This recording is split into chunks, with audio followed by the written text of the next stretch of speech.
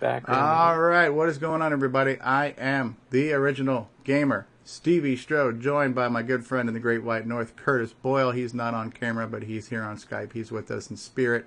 He will chime in at the most inappropriate times whenever like right possible. Now. Oops, sorry. And what I'm looking at right now is a very cool game in the arcade from 1980 that is called Berzerk.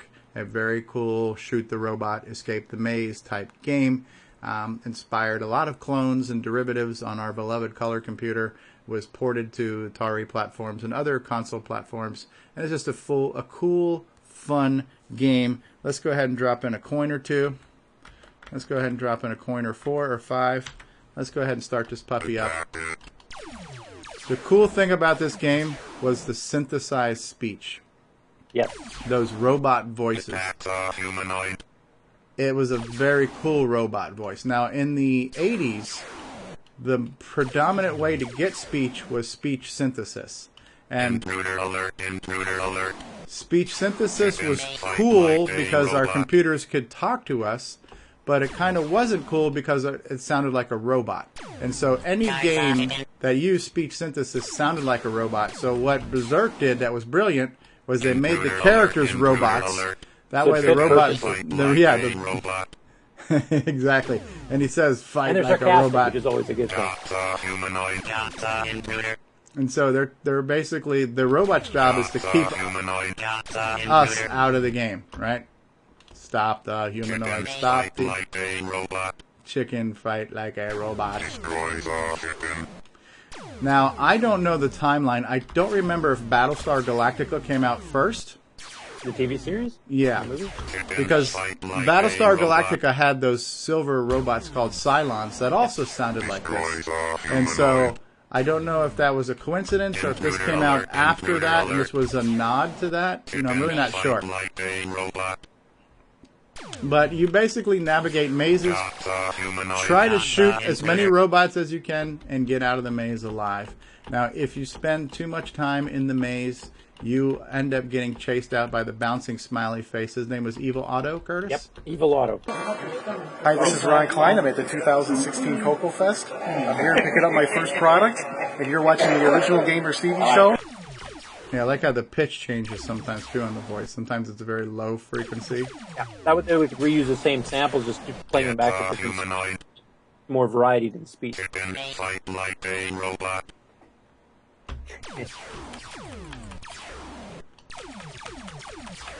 Sound effects were good, though. The laser sounds are pretty good. I played quite a bit in the arcade back when it first came out. Like a robot. Was never very good at it, but which is kind of our specialty, playing games and not being very good at them. Fight like a robot. And the screen changes colors when you scroll out. Are the mazes always blue? As far as I remember, yeah. It's looking that way. Prove me wrong or something, but yeah. The robots change color depending how powerful they are. Like the yellow ones don't fire back, the red fire back. There was Evil Otto trying to get me. And all this time I've been playing, I've only gotten 900 points. It's not a very high scoring game. It's not a high scoring game at all. No. If you're busy trying to figure out where all the robots and shots were coming from, you weren't looking at the scoring.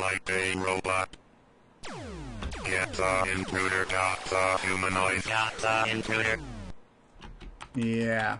Hi, I'm Mike Rowan. You're watching StevieStrow, the original gamer. Well, what I'm showing you here is what the game looks like. What I'm not showing you is how to do very well at this game. But yeah, the first round, the yellow robots do not fire back. I might as well take this opportunity to clean house a little bit. Yeah, get your score up. So I got 300 points already. I like the sarcasm they gave the robots too. Yeah. I mean, they give them some, regular stuff like, stop and shoot. But then they say like chicken, fight like a robot. Yeah, 50 points per robot. That's what I'm getting at. 50 points a shot.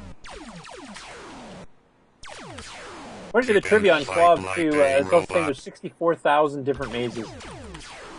That's a pretty big number. Okay, let me get down here. So 50 points per robot. Not a lot of points. Yeah.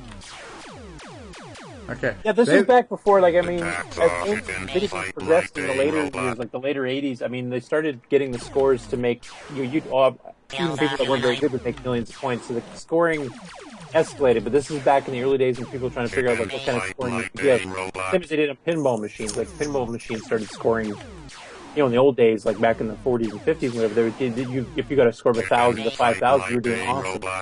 And eventually they changed the way the games worked, and then you were scoring in millions, tens of millions. So video games kind of went through the same thing in the 80s.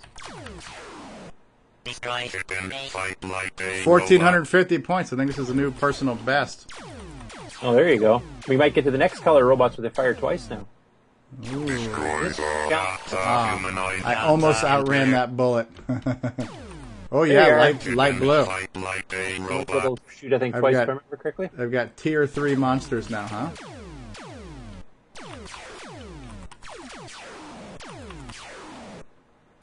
Wonder if they're worth the same points. I can't remember, to be honest. Yeah, still worth 50 points. Okay, I'm down to my last life. Let's get the heck out of here. Let's see if I can get to 2,000 points.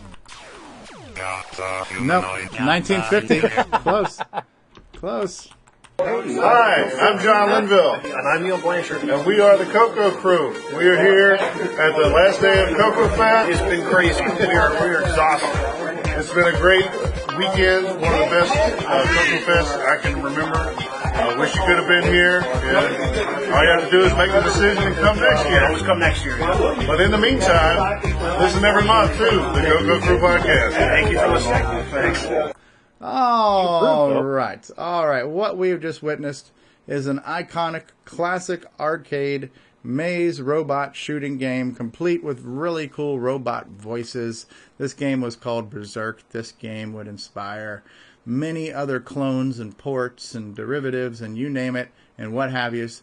But it's a simple concept, and like many of the old classic Golden Age arcade games, there was an elegance to the simplicity. Some of the simplicity was out of necessity because the computers did not have a lot of memory and a lot of storage capability, so you had a small space to squeeze everything into. These systems ran off of ROM chips. Everything had to be baked into a chip and fit on there, and some of those chips would not hold a lot of information. We're talking about only a couple thousand bytes of information, some of them 1 kilobyte, 1K, maybe to 4K or 8K, and there was not a lot of space. So the limitations kind of forced some of the designs. And the designs were simple and elegant, and they really focused on gameplay. It was a fun game. As much as there was not a lot of bells and whistles, at its core, it was a fun, addictive game that you wanted to keep playing. And I think that's something that's lost a lot now in modern games. There's so much time spent on the graphics and the backstory and the artwork and animation and musical soundtracks that we kind of lost focus on. Is it a good story? Is it a good game?